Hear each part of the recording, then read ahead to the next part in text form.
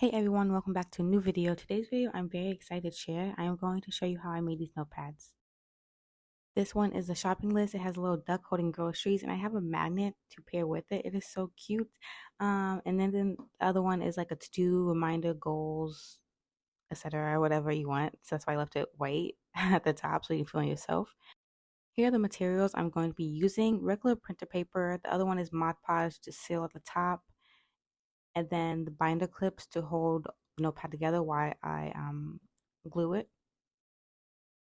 And then I'm going to use the paintbrushes to paint the Mod Podge across the top of the notepad to seal it all together. I have a pair of scissors to cut the paper, but honestly I did not use the scissors as much as I thought I was going to. My Cricut cut out most of it, but that was not the original plan. The cardboard will keep it safe from any glue leaks and to keep the binder clips from not leaving a mark onto the notepads. Here's another little sneak peek of a design I'm going to do, but I didn't finish drawing it yet. But I think I'm going to make this sticky notes or a little memo pad. So I was just going to speed up the video so you guys don't have to watch this. But even though it's my trial and error, it might work for you because my first two mistakes, I just did the wrong sizing. But if you like the sizing, then go ahead and use the sizing for your notepads. But yeah, I will show you the sizing I used and the ones I didn't go with. So I designed the notepads in Procreate, and then I go to my projects in Cricut and I go to customize, and then I will show you the dimensions of this notepad. So this isn't the final size I went with, but this size is perfectly fine if you want to use this size. I'll show you how it looks, but I just didn't want it this size. And the problem I was having is I couldn't fill up the sheet. I didn't want to waste any paper, but I couldn't figure out how to fill up the sheets. And I was watching a lot of tutorials on TikTok and YouTube, and they had like the whole sheet covered in notepads, and that's why they had to hand cut it. But I could not figure out how to do it at all. So I go through these steps multiple times throughout the video, but the printing settings I do are HP matte photo, I do the main tray, and I do the best setting, the best quality.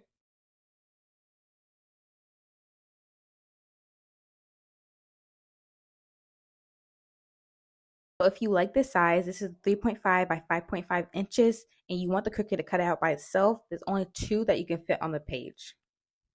So nothing is wrong with this size. I originally wanted them to be this size, but I couldn't stand knowing I could fill the sheet a little more. So I had to downsize and I was able to get 3 sheets out of the paper. So this is the same printing settings, but I'm going to show you where this definitely went wrong. I saw somebody say do 4 copies and your design will show up 4 times on one piece of paper, but it definitely did not work out for me.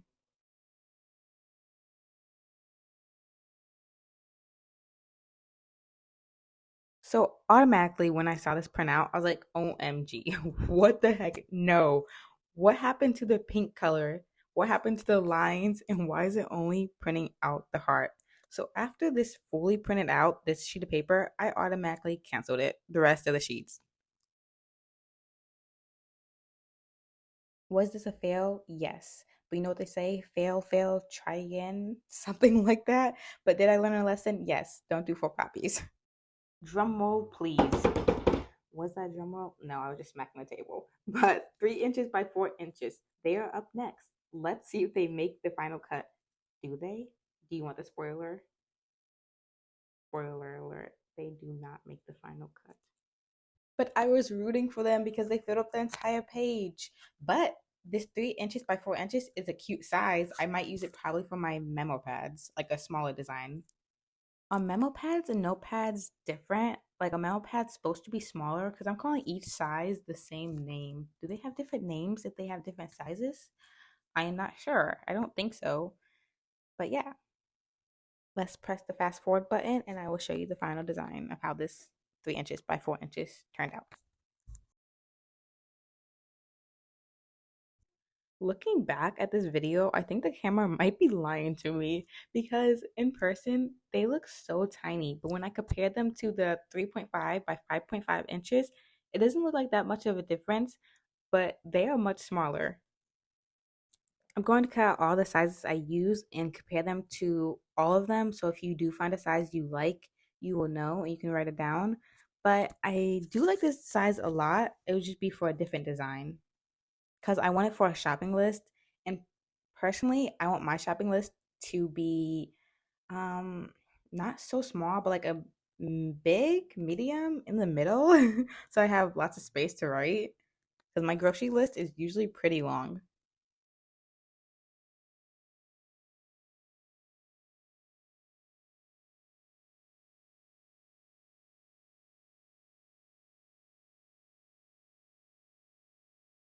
While I couldn't figure out how to do the whole sheet of paper in my design, it also worked out using the Cricut because I'm honestly not the best at cutting even or straight lines. So having the Cricut to help me out really helped me out and made me not do so many oopsie notepads.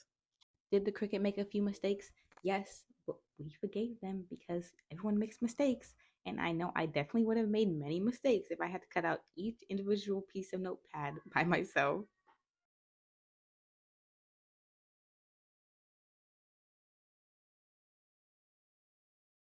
So the bigger size is 3.5 by 5.5 inches, and the smaller piece of paper is 3 inches by 4 inches. Side by side, I couldn't tell the difference, but when you put it on top of each other, you see a pretty big chunk of the difference. You, I kind of seem like I'm sounding like a math class. I do not like math that much, guys. This is not a math video. You don't have to be very mathematical. So please don't click off if you think that.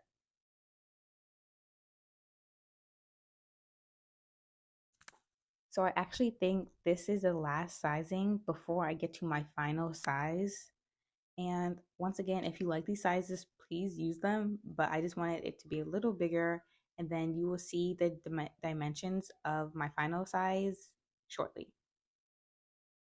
So I decided to just test this size out to see how it will fit on my writing because I really like writing on this paper. It is so cute.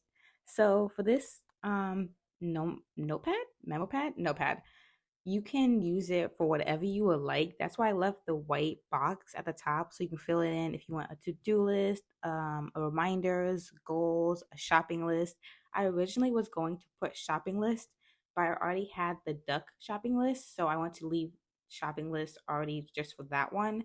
And then I didn't want people not to get this notepad if it didn't say at the top what they wanted it to say. So I figured it was a cute way and fun for everyone if I just left it blank for you to fill out yourself. So one day you can do a to-dos list, the next day you can do a reminders list, and the next day you can do a goals list. The possibilities of lists are endless, and so on and so on and so on. You get my point, right? Yay! I have a final size. Which one do you think it is? I'm about to tell you anyway. So I'm going to write all the sizes on the piece of paper and put it with the notepad so you can see the actual size with the actual notepad.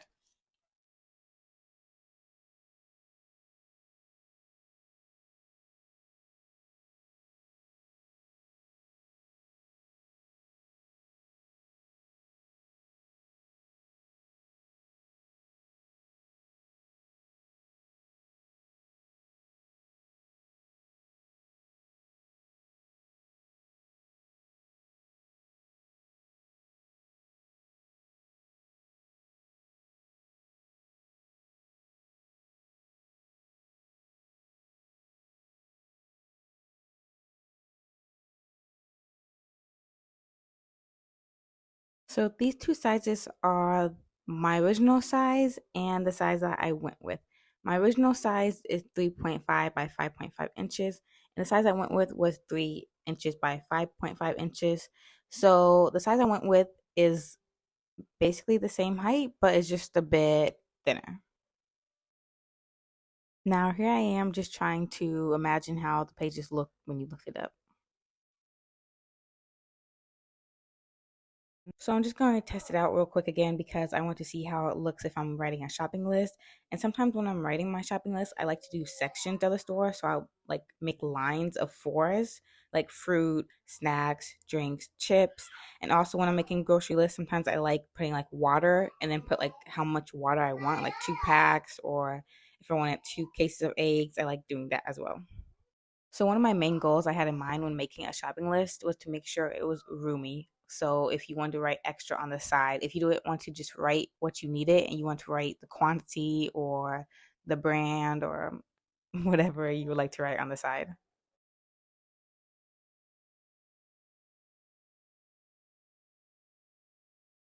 Thankfully, I noticed this before I print out hundreds of sheets of paper, but I noticed that a line didn't meet the end of the paper, so I had to go back into Procreate and fix that.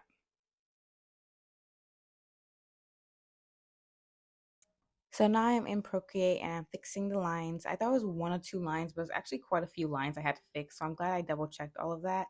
And thank goodness for the tool in Procreate where you make the line and makes it automatically straight because I be struggling. Procreate was very overwhelming to me at first because I never drew digitally. I always drew on paper. So it was definitely a learning curve, and I didn't know where to start or what tools, what. I'm still learning, but shout out to my little sister because she helped me learn Procreate a lot.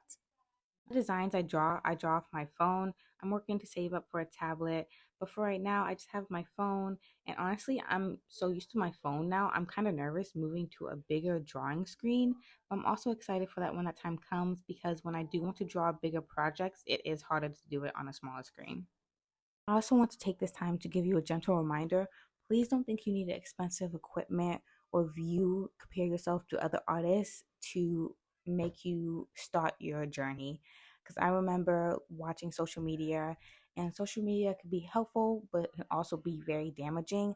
I saw many artists have iPads and super expensive equipment, and I was like, I cannot get this yet, so I can't start my business. I can't start drawing. I can't do what I want to do until I have exactly what they have.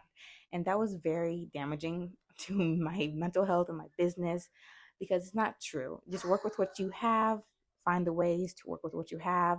And as a small artist, usually you don't have the funds to um, fund your business like big businesses do have.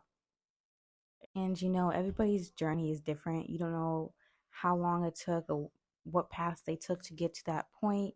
Your path is probably completely different. And don't let your creative process be stopped because you see another creative process being done differently. That is what makes you creative as an artist. These are my settings I use to cut my notepad out. I go to copy paper and I do default. I also did try doing the more setting while it basically did the same thing. I thought it worked a little bit better, but after like a few times, it did kind of start cutting the paper, like messing up the cuts.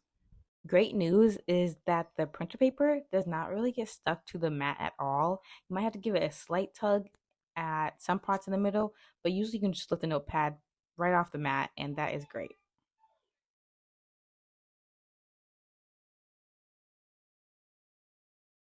To my surprise, thankfully the Cricut cuts it almost perfectly. It doesn't leave much of the printer residue.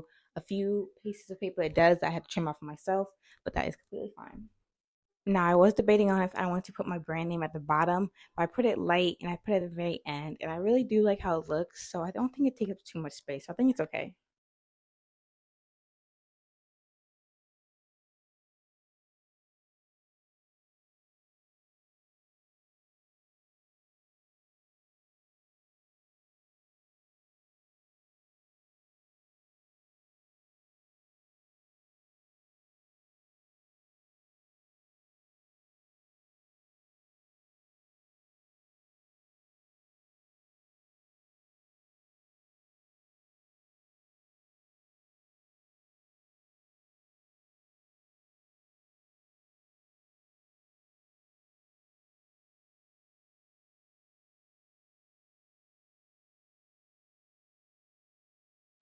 For some reason, the Cricut wants to tear up my Ducky shopping list, so I have a lot of oopsie of those ones.